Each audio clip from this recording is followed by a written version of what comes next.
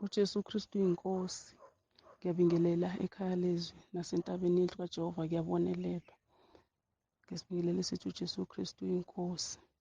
Ngithanda ukubonga uNkulunkulu ngesandla sakhe nje empilweni yami, isandla sakhe engigcinile, engiphumusa kuyo yonke nje impilo empilweni yami ekhona ngizobukhona bakhe. Kakhulu ngibonga ukuthula uNkulunkulu anginike kona emva komkhosi ka-21 days. Nginokuthula nje emphefumulweni wami, nginokuthula nenjabulo engingayazi ukuthi ngingayichaza ngiyithini, engingayazi ukuthi iqhamukaphi noma ngakufika izilingo, kodwa nje ngizwa nginokuthula, ngizwa isandla sikaNkulunkulu sinami. Ngiyambonga kakhulu uNkulunkulu, ngithi nje uJesu Kristu inkosi, dumo lonke lifanele yena. Ngiyabingelela ekhaya leZwi, entabeni yendlu kaJehova kuyabonelelwa, ekhaya kwabamzivande umphostoli nobaba-mpostoli. Ngithi uJesu Kristu uyinkosi. Ngicela ukubonga uNkulunkulu ngokuletha ubufakazi ngoNkulunkulu ngento angenzela zona. Lo bufakazi budala, ngasaba ukubusho ngesikhathi ngiletha ubufakazi phambili, ngoba ngangisaba sengazathi abantu bazongenwa umoya omubi wokuyeka i-treatment. Kodwa kuthe uma ubaba esekhuluma isifundisa elungiselela u-21 days, kwafika kumina ukuthi no, kufanele-ke ngiyikhulume lento ngoba ngezwa esho into efana neyami. Ngabona ngangena ngidla amaphilisi kashukela ngijova, kodwa kwahamba ngokubamba imikhosi nokukhuleka, ngizinikela uNkulunkulu ngikhuleka, kusho ukuthi kwahamba zehla iy'namba zikashukela neze-BP. Ngase ngawuyeka umjovo, ngawayeka amaphilisi ngokukholwa uNkulunkulu, ngokuthi yena ezwini lakhe akukho okungenzeki kuyena. So ngawayeka, unyaka wonke ophelile angijovi, angidli amaphilisi. Ngiyambonga kakhulu uNkulunkulu, nokuthi ngibonga uNkulunkulu ukuthi bengilokhu ngikhuleka abantwana bami babafana bengasebenzi. uNkulunkulu sengisizile, bayasebenza. Nomunye umdala obese ezinikele utshwaleni kakhulu wehlisile, noma ngathi ubuyele emsebenzini, uyasebenza, usebenza umsebenzi ozombuyisela kwi-career yakhe basi. So manje ngiyambonga kakhulu uNkulunkulu, nokuthi kunokuzwana ey'nganeni obekungekho, behlala behilizisana, kodwa manje bezwana ngale ndlela ukuthi basizana kunoma yini, oswele utshena omunye nomunye amsize. Ngithi nje uJesu Kristu inkosi, uJesu Kristu inkosi, uJesu Kristu inkosi. uJesu Kristu inkosi. Ngiyabingelela entabeni yendlu kaJehova, ngiyabingelela ekhaya leZwi, ngibingelela abazalwane bonke, ngibingelela umndeni wakaNsibande, umama nobaba, egameni elihle lemfeletu uJesu. Ngizobingelela nje inkosi. Ngiyambonga uJehova esangigcinile ngisaphila. Ngiyambonga uJehova esahamba nami endleleni, ngisakwazi ukubizela leli gama. Ngiyabonga kakhulu baba, sibonga iy'mfundiso zakho ezisikhuthazayo ukuthi hlale emkhulekweni ngaso sonke isikhathi. Siyabonga baba, sibonga kakhulu. uNkulunkulu anandisele nomndeni wakho. Siyayibonga imithandazo. Ngizodumisa ngithi nje uJesu Kristu nje uyinkosi. Ngizobonga, ngibonga ukuphila, ngibonga ukuphila. uNkulunkulu anigcine anilondoloze. uJesu Kristu inkosi, amen. uJesu Kristu uyinkosi. Ngiyabingelela ubaba nomama nabazalwane bonke ekhaya leZwi nasentabeni yendlu kaJehova kuyabonelela. Ngithi baba, angibonge kakhulu uNkulunkulu ngemisebenzi yakhe yomusa. Uma siphuma emkhulekweni ka-21 days, abazalwane bebonga-ke izinto ezenzekile, enhliziyweni wami kwaba khona ukuthi ayikho into njengamanje engingayisho, kodwa engikubonile ukuthi uNkulunkulu ungifundise ukumkholwa nokwazi ukuthi uNkulunkulu, enzile utho noma engenzanga, kodwa ungikhombise ubuNkulunkulu bakhe nokumkholwa. Izinto-ke engizibonayo emva kwalokho baba, ekhaya bekukhona ilunga lomndeni elahamba ekhaya ngabanga kuhle, lahamba kuwukuthi alisayimisela ukubuya, noma sithi siyafona qala kangatholakala, kwathi masithi siyamthola kuwukuthi cha, indaba yokubuyela ekhaya akayizwa. Kodwa ngimbonile uNkulunkulu kuFebruwari nje. Ngathi mangabe ngithi ngekhaya ngamfica nangu ufikile ekhaya. Kwamangala wonke umuntu ukuthi kanjani. Inhliziyo yami yamdumisa uNkulunkulu. Sengiyabona ukuthi uNkulunkulu useyaqala manje nami ukungivezela izinto eziphathekayo. Okunye ngikubonga kakhulu ukuthi benginenamba, ubaba useyazi-ke ngoba ngicele ukuthi ubaba engishintshele inamba. Benginenamba ebiyinenamba eziwu-6 abathathu abalandelanayo. Kungiphethe khona emoyeni wami ukuthi ngiyazi ukuthi u-666 inamba kaSathane. Kodwa nakho nginale namba, bese kodwa kube khona lokho ukuthi izinto zami ey'ningi zinale namba. Uma ngabe ngingathi ngiyayishintsha manje kuzongenzela umsebenzi omude. Kodwa engikubonga uNkulunkulu ukuthi uma ngabe sisemkhosini ka-21 days, yavele nje ifoni yakhona yathula yangasebenza. Ngaze ngayothenga enye ifoni, uthe mase ngithenga enye ifoni yavuka yasebenza, kwayi-SIM card engasasebenzi.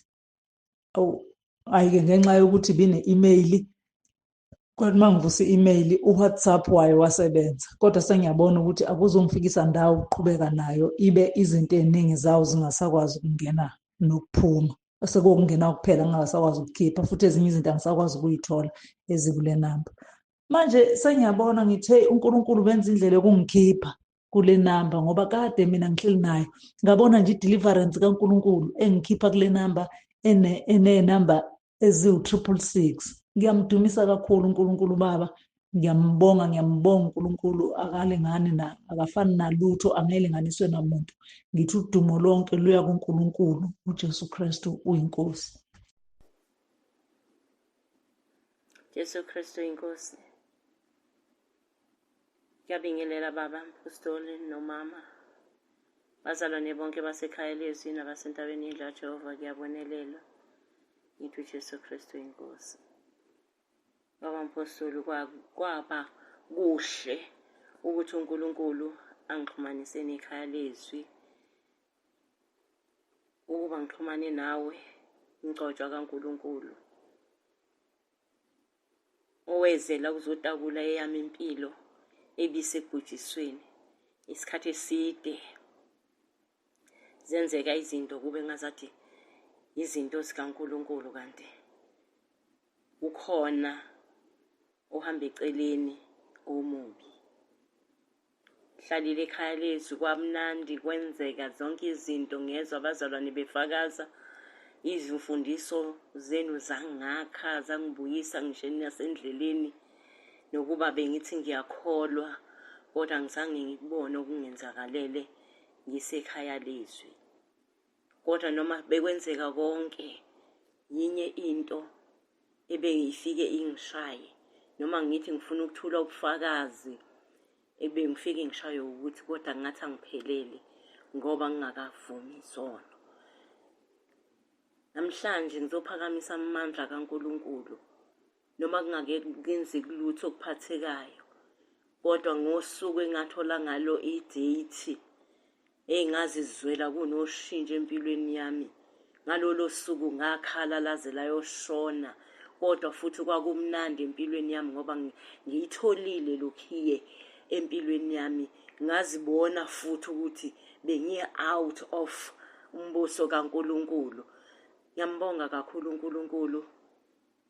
Kuthe ngo-day 2 ngazizwela ukuthula lokhu engingakwazi, nanokulala ngalala kwangazathi angazi kwenzakalani. Ngicabanga ngosuku engangiyobhabhadiswa ngalo, ngiqala ukusindiswa. Kwaba naloko kuthula enhlizweni yami. Okwenzekile ngo-day 2 ngithole i-date yami yokuvume isono. Nkosi yomusa, ngibusise. Jesu Kristu inkosi.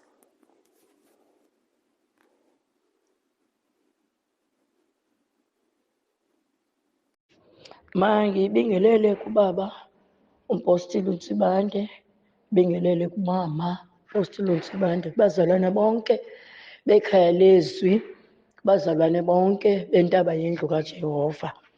Ngifuna ukufakaza nami ngeli gama elithi uJesu Kristu inkosi. uJesu Kristu inkosi. Ndiyabonga Baba, ndibonga ukwenza kukaThixo. Ekuseni ndizothi enkosi ngokwenza kwakhe. Okokoko kwafika eli gama empilweni yam, zalunga izinto. Ebumelwaneni bekukho imimoya, ii-demons ezikhathazayo, singonwabanga ebusuku. Kodwa mhla kwafika eli gama kwahlaleka kwathi tu, kwathi zole, ngoba kufika uJesu Kristu inkosi. Siyalala. Kubaleka abamelwane bathi beme ekugqekeni xa ndiphuma nkosi yam, bathi bememile baqaleke bangena endlini ngoba uJesu Kristu inkosi. Ndiyambonga kakhulu uThixo ohamba nathi.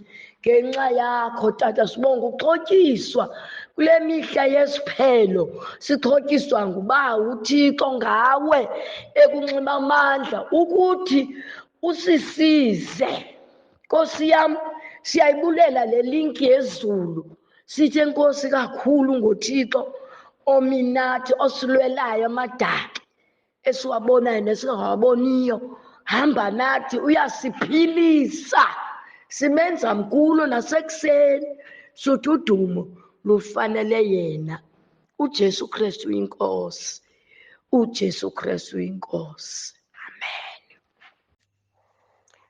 uJesu Kristu inkosi. Baba, ngiyabingelela ekhaya leZwi, ngibingelela entabeni yendlu kaJehova, ngiyabunelela umndeni wonke kaNsibande. Siyanibingelela bazalwane egameni lenkosi uJesu. Siyambonga uNkulunkulu ngempilo zenu, Baba Msibande nomama Msibande.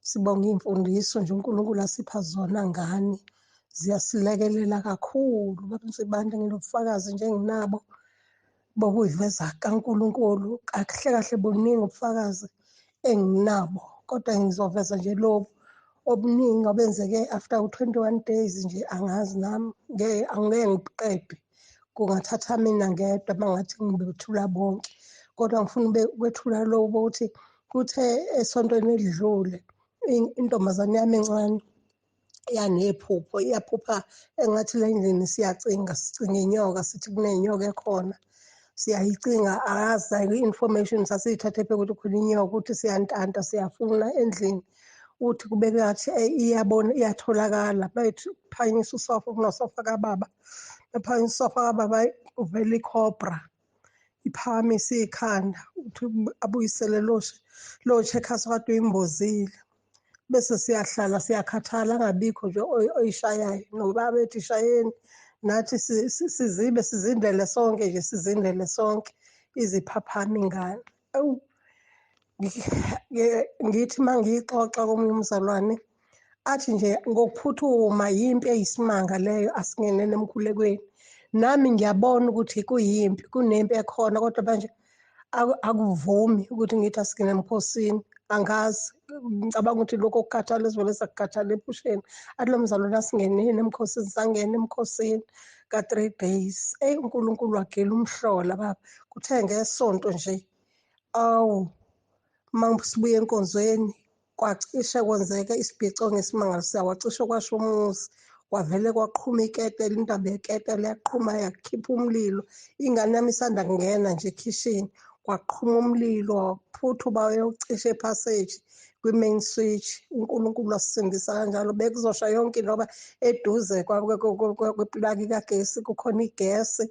Eduze kwalapho nje kunomnyango ongenela egaraji, kuney'moto, udizeli nopetrol. Bekuzoba amabhomu nje into ongayazi. Siyambonga kuNkulunkulu, sithi uJesu Kristu inkosi, uJesu Kristu inkosi, uJesu Kristu inkosi. Uyasivikela ekhaya leZwi, uJesu Kristu inkosi. Amen.